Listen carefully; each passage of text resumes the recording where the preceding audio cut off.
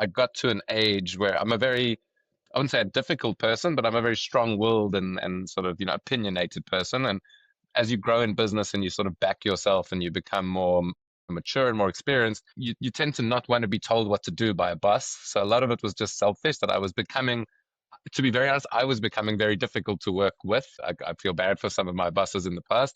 And I think as a result of that, they weren't enjoying working with me either. So there was actually a little bit of tension there anyway within the business because I wanted to act like I was a founder or a CEO and I wasn't really that. So a lot of it was coming from that kind of external pressure where, what can you do? What can you do next? And it got to just, it's one of these things where it just became very lucky. It got to a specific point within our last business where it made sense, where they had an opportunity to effectively, I'd say kick me out is the wrong word, but get me out in a way that I could still get some sort of financial benefit from it.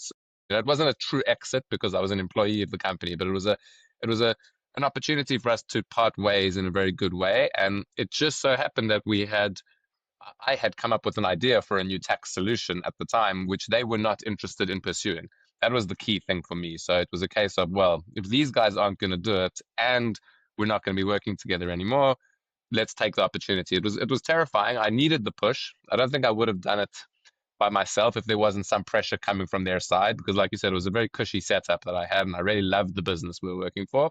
So I think often circumstance is the most important thing, and an opportunity. And but mainly what was driving me was I wanted to just do my own thing for the first time in my life. I was tired of being told what to do by people above me.